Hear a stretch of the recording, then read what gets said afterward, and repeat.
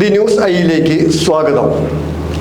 പശ്ചിമ ബംഗാളിൽ ഒന്നാം ഘട്ട തെരഞ്ഞെടുപ്പിന് തലേന്ന് സുപ്രീം കോടതി വിധി ലംഘിച്ച് ഏകപക്ഷീയമായി 7 ലക്ഷം പുതിയ വോട്ടുകൾ കൂട്ടിച്ചേർത്തിരിക്കുകയാണ് തെരഞ്ഞെടുപ്പ് കമ്മീഷൻ. അതോടൊപ്പം SIRൽ നിന്ന് നീക്കം ചെയ്യപ്പെട്ടവർക്ക് അപ്പീൽ നൽകാനുള്ള ട്രൈബ്യൂണലുകൾ പ്രവർത്തനം നിർത്തിവെക്കുകയും ചെയ്തു. വോട്ടെടുപ്പ് ആരംഭിക്കാൻ മണിക്കൂറുകൾ മാത്രം ബാക്കിയിരിക്കെയാണ് ഈ ദുരൂഹ നീക്കം. ഒരു വശത്ത് 7 ലക്ഷം പേരെ ദുരൂഹമായി കൂട്ടിച്ചേർത്തപ്പോൾ മറുവശത്ത് ട്രൈബ്യൂണലുകളുടെ പ്രവർത്തനം നിർത്തിവെച്ചതിലൂടെ പതിനായിരങ്ങൾക്ക് വോട്ട് ചെയ്യാനുള്ള അവസാന അവസരമാണ് നഷ്ടപ്പെടുത്തിയത്. SIR അന്തിമ പട്ടിക പ്രസിദ്ധീകരിച്ചതിനാൽ ട്രൈബ്യൂണലുകളുടെ അനുമതിയില്ലാതെ വോട്ടർ പട്ടികയിൽ ആളുകളെ ഉൾപ്പെടുത്തരുതെന്ന സുപ്രീം കോടതി വിധി ലംഘിച്ചാണ് 7 ലക്ഷം പേരെ തെരഞ്ഞെടുപ്പ് കമ്മീഷൻ കൂട്ടിച്ചേർത്തത്.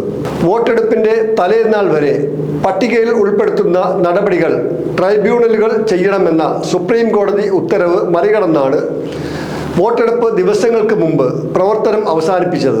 ഇത് തെരഞ്ഞെടുപ്പ് സംവിധാനത്തിന്റെ വിശ്വാസ്യതയെ തകർക്കുന്ന ഗുരുതര ഇടപെടലാണ്. ഒരു വശത്ത് ദുരൂഹ രീതിയിൽ വോട്ടർമാരെ കൂട്ടിച്ചേർക്കുകയും മറുവശത്ത് നിയമപരമായ പരിഹാര മാർഗങ്ങൾ അടച്ചുപൂട്ടുകയും ചെയ്യുന്നത് തെരഞ്ഞെടുപ്പ് സമത്വത്തിന്റെ അടിസ്ഥാന തത്വത്തോടുള്ള വെല്ലുവിളിയാണ്. ജനാധിപത്യം വോട്ടെടുപ്പിലൂടെ മാത്രം നിലനിൽക്കുന്നതല്ല, അത് വിശ്വാസ്യതയിലൂടെയാണ് നിലനിൽക്കുന്നത്. ആ വിശ്വാസം തകർക്കുന്ന ഏതൊരു നീക്കവും രാജ്യത്തിൻ്റെ രാഷ്ട്രീയാരോഗ്യത്തെ തകർക്കുന്നതാണ്. സുതാര്യതയും ഉത്തരവാദിത്വവും ഉറപ്പാക്കാൻ അടിയന്തര ഇടപെടലും സ്വതന്ത്ര അന്വേഷണവും അനിവാര്യമാണ്. അടിമുടി ദുരൂഹമാണ് പശ്ചിമ ബംഗാളിലെ SIR നടപടികൾ. 2002 വോട്ടർ പട്ടികയിൽ പേരുണ്ടായിട്ടും നിരവധി പേരാണ് അന്തിമ പട്ടികയിൽ നിന്ന് പുറത്തായത്. 2002 വോട്ടർ പട്ടികയിലുള്ളവർ SIRനു ശേഷവും വോട്ടർ പട്ടികയിൽ തുടരുമെന്ന തെരഞ്ഞെടുപ്പ് കമ്മീഷന്റെ വ്യവസ്ഥ നിലനിൽക്കുകയാണ്. ഇതിനുവേണ്ടി പശ്ചിമ ബംഗാളിലേക്ക് മാത്രമായി യുക്തിപരമായ വൈരുദ്ധ്യങ്ങൾ എന്നൊരു അദൃശ്യ അൽഗോരിതം കൊണ്ടുവന്നു.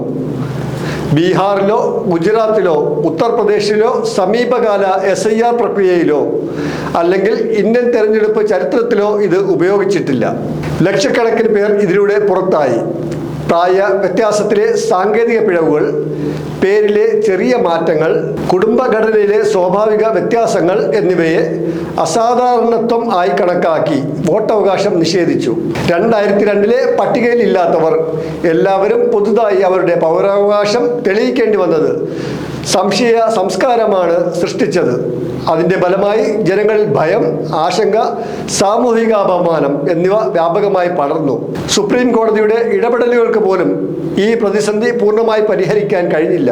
ഇതുവരെ കാണാത്ത രീതിയിലാണ് പശ്ചിമ ബംഗാളിൽ വോട്ടർ പട്ടികയിൽ നിന്ന് ആളുകളെ നീക്കുന്നതെന്ന് ചൂണ്ടിക്കാട്ടിയത് മുൻ തെരഞ്ഞെടുപ്പ് കമ്മീഷണർമാരാണ്. ഇത് പശ്ചിമ ബംഗാളിന്റെ മാത്രം പ്രശ്നമല്ല, ഇന്ത്യയിലെ തെരഞ്ഞെടുപ്പ് സംവിധാനത്തിന്റെ വിശ്വാസ്യതയെ ബാധിക്കുന്ന പ്രതിസന്ധിയാണ്. ഒരു വോട്ടർ പോലും അന്യായമായി പുറത്താക്കപ്പെടുന്നത് ഗുരുതരമാണ്. എന്നാൽ ലക്ഷക്കണക്കിന് പേരാണ് ഒറ്റയടിക്ക് പുറത്താക്കപ്പെട്ടിരിക്കുന്നത്. എന്താണ് തെരഞ്ഞെടുപ്പ് കമ്മീഷന്റെ ലക്ഷ്യം? ബംഗാൾ പിടിക്കാൻ BJPയെ സഹായിക്കുക എന്നതാണോ? അതിനായി BJP അനുകൂലമല്ലാത്ത വോട്ടുകൾ വെട്ടിമാറ്റുകയും അനുകൂല വോട്ടുകൾ ഉൾപ്പെടുത്തുകയുമാണോ? രാഷ്ട്രീയപരമായി അതീവ നിർണായകമായ സംസ്ഥാനത്ത് ഇത്തരമൊരു നടപടിക്രമം നടപ്പാക്കുവാൻ അതിൻ്റെ പ്രതിഫലങ്ങൾ രാഷ്ട്രീയമായി വായിക്കപ്പെടുന്നത് സ്വാഭാവികം മാത്രം. വോട്ടർ പട്ടികയിലുണ്ടായ വൻ മാറ്റങ്ങൾ ഒരു പക്ഷത്തിന് അനുകൂലമായി തോന്നുന്നുവെങ്കിൽ അത് വെറും യാദൃച്ഛികതയാണോ എന്ന ചോദ്യവും ഉയരും. പ്രത്യേകിച്ച് മുസ്ലിങ്ങൾ കൂടുതലായി പട്ടികയിൽ നിന്ന് ഒഴിവാക്കപ്പെടുന്ന സാഹചര്യം ഉണ്ടാകുമ്പോൾ ഈ സംശയം കൂടുതൽ ശക്തമാകുന്നു. പശ്ചിമ ബംഗാളിലെ സംഭവ വികാസങ്ങൾ സംസ്ഥാനപരമായ വിവാദം എന്നതിലുപരി ഇന്ത്യൻ ജനാധിപത്യത്തിന്റെ വിശ്വാസ്യതയെ നേർക്കുനേരെ ചോദ്യം ചെയ്യുന്ന പ്രതിസന്ധിയായി മാറിയിരിക്കുന്നു. തെരഞ്ഞെടുപ്പ് കമ്മീഷൻ പോലുള്ള സ്ഥാപനങ്ങൾ ജനങ്ങളുടെ വിശ്വാസത്തിലാണ് നിലകൊള്ളുന്നത്. ആ വിശ്വാസം തകരുമ്പോൾ തെരഞ്ഞെടുപ്പ് പ്രക്രിയയുടെ അർത്ഥം തന്നെ ശൂന്യമാകുന്നു. SIRന്റെ മറ്റൊരു ഗുരുതര ദൗർബല്യം അതിൻ്റെ നടപടിക്രമങ്ങളിലെ അസമത്വവും സുതാര്യതയുടെ അഭാവവുമാണ്.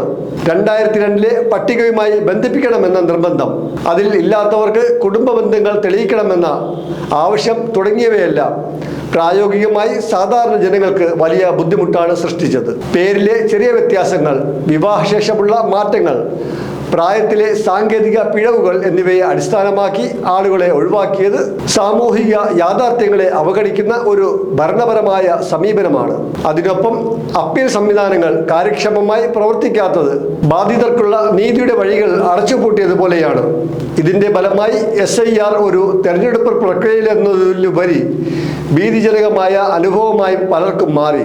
വോട്ടവകാശം നഷ്ടപ്പെടുന്നത് മാത്രമല്ല, പൗരത്വം തന്നെ സംശയത്തിനിടയാക്കുന്ന അവസ്ഥയിലേക്ക് കാര്യങ്ങൾ നീങ്ങി.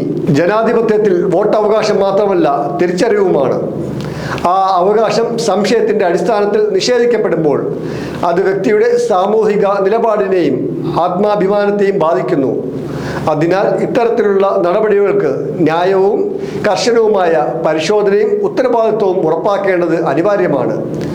ഒരു തെറ്റായ പ്രക്രിയ ലക്ഷക്കണക്കിന് ആളുകളുടെ അവകാശങ്ങൾ ഹനിക്കാൻ ഇടവരുത്തുന്നുവെങ്കിൽ തീർച്ചയായും അത് തിരുത്തപ്പെടുക തന്നെ വേണം.